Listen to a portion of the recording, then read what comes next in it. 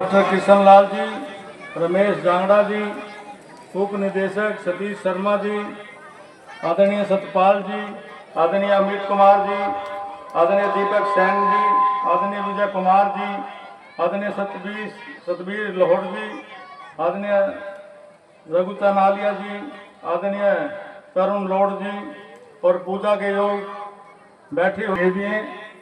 पूजा के योग बुजुर्गों, नौजवान साथियों, इस देश की आन बान और शान प्यारे बच्चों, सबसे पहले तो मैं आप बच्चों का बहुत बहुत धन्यवाद करता हूं। लेकिन मैं इस क्लब में लगभग जब मैं सरपंच था 1997 से और आज तक एक आध बार की तो मुझे याद नहीं तो लगातार आप लोगों के दर्शन, ये शिव क्लब के पदाधिकारी, चाहे पहले कोई और साथी थे अब कोई और साथी हैं, ये तो चलता रहता है। इन सब ने मुझे यहाँ बुलाया, इनका और जुमला गांव के 36 बरादरी के भाइयों का सबका मैं हाथ जोड़कर धन्यवाद करता हूँ।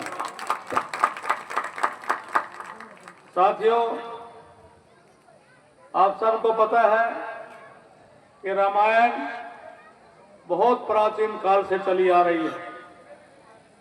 सबसे पहले हमारे गुरु, हमारे भगवान, हमारे ऋषि वाल्मीकि जी महाराज ने संस्कृत में इसको लिखा और 11वीं सदी में लगभग ये उत्तर भारत में हर गांव में, आसपास के इलाके में ये नाटक रामलीला का हुआ करता था।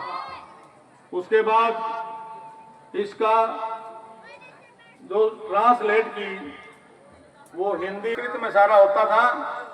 इस नाटक का जो है ना मंच पर प्रदर्शन किया गया और आप सब जानते हैं, ये बात ध्यान से सुनना, यहाँ कई माताएं, बहनें, बुजुर्ग साथी ऐसे हैं जो अनपढ़ भी हैं, जो एक दिन भी स्कूल में नहीं गए, लेकिन अगर उनको पूछा जाए राम कौन था, सीता उसकी क्या लगती थी, लक्ष्मण क्या लगता था, अपने उनके याद है। इसका कारण क्या है?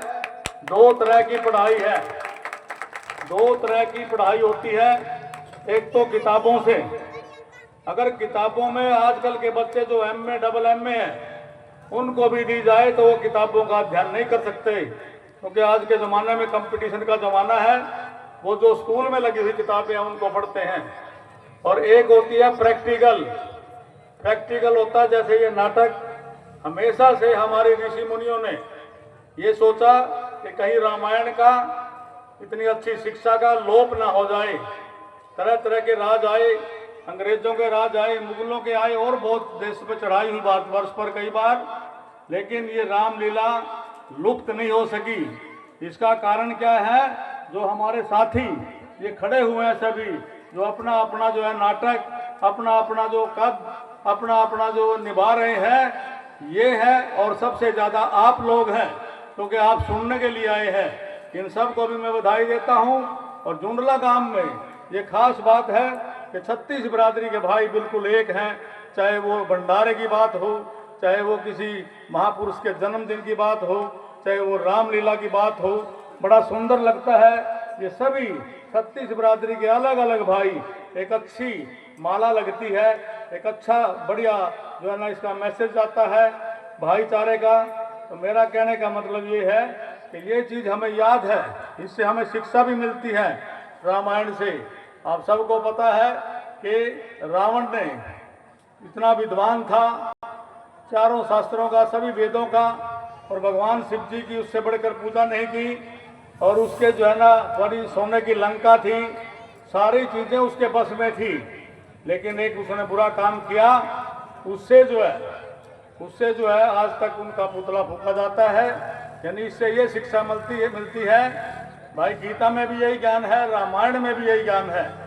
जो जैसा कर्म करेगा वैसा फल देगा भगवान।